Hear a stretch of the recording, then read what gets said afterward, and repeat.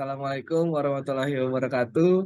Nama saya Yohanes Mabdutua. Di sini saya ingin mempresentasikan tugas besar 2 perekonomian Indonesia yang bertemakan permasalahan kondisi perekonomian di Indonesia.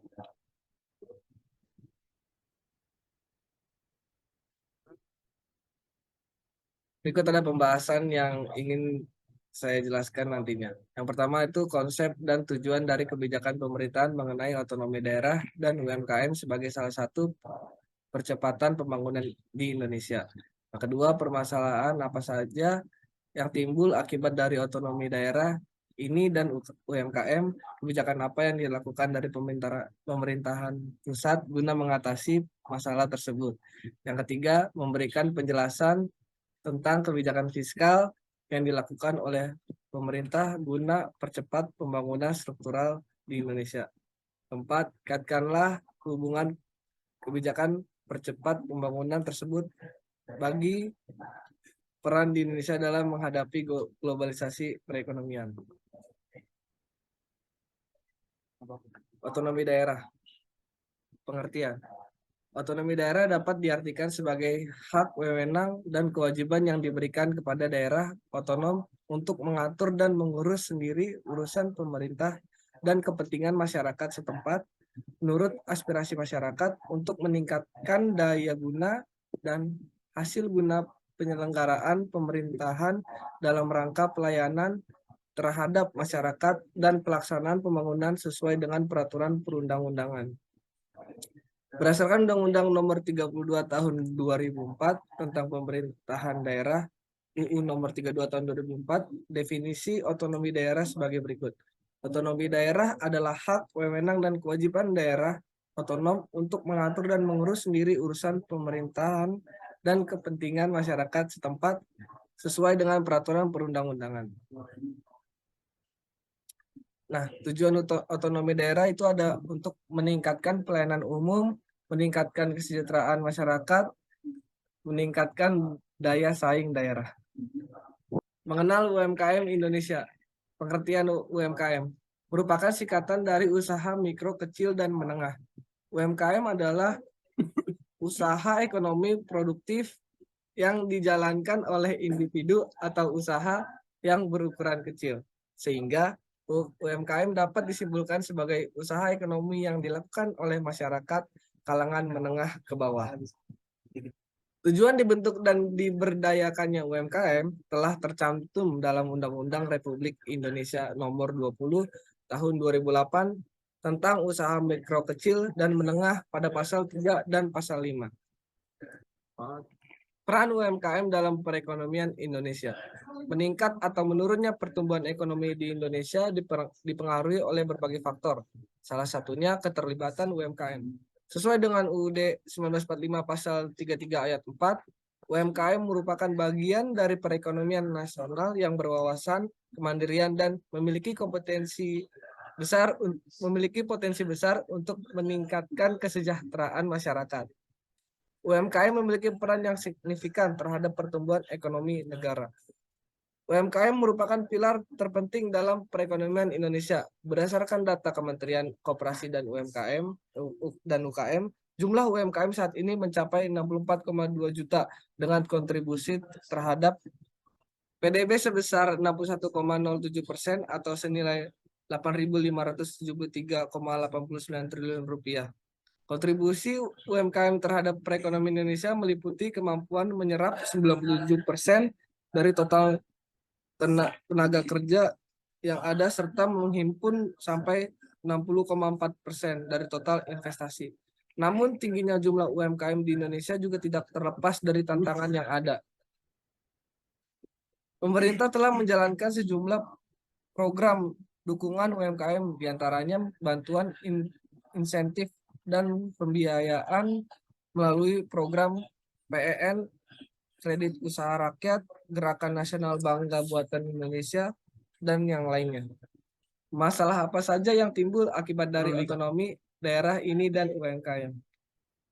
Adanya eksploitasi pendapatan daerah, pemahaman terhadap konsep desentralisasi dan otonomi daerah yang belum mantap, penyediaan aturan pelaksana otonomi daerah yang belum memadai, kondisi SDM aparatur pemerintah yang belum menunjang sepenuhnya pelaksanaan otonomi daerah, korupsi di daerah, adanya potensi munculnya konflik antar daerah. Kebijakan pemerintah guna menyelesaikan masalah otonomi daerah. Pemerintah seharusnya merevisi UU yang dipandang dapat menimbulkan masalah baru. Di bawah ini merangkum solusi untuk keluar dari masalah otonomi daerah tanpa harus mengembalikan kepada sentralisasi. Jika pemerintah dan masyarakat bersinergi mengatasi masalah tersebut, pasti kesejahteraan masyarakat segera terwujud. 1.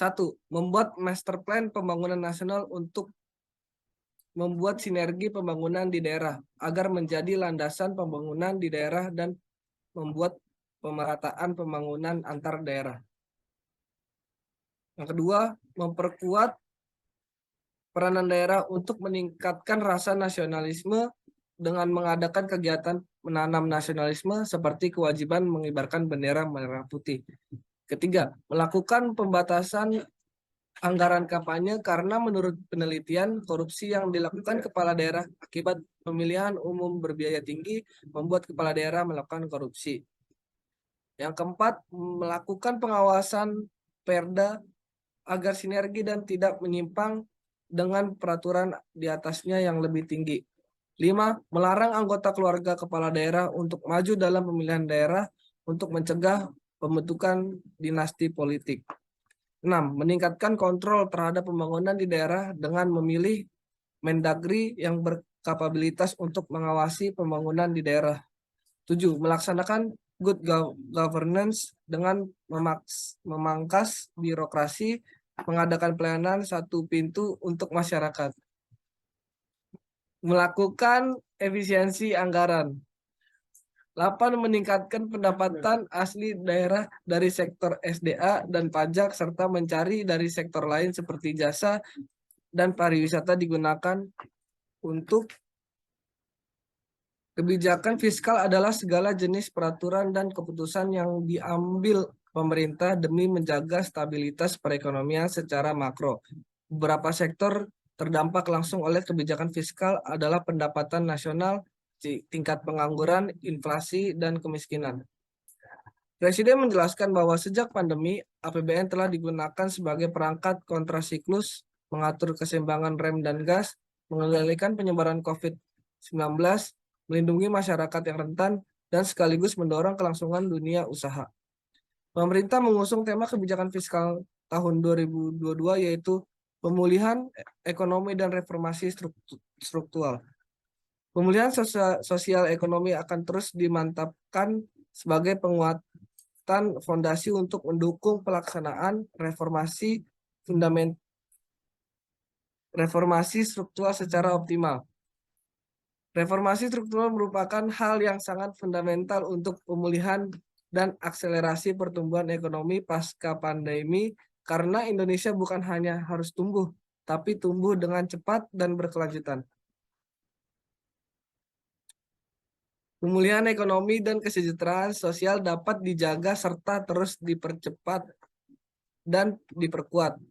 Tingkat pertumbuhan ekonomi ini juga menggambarkan proyeksi pemulihan yang cukup kuat, didukung oleh pertumbuhan investasi dan ekspor sebagai dampak pelaksanaan reformasi struktural.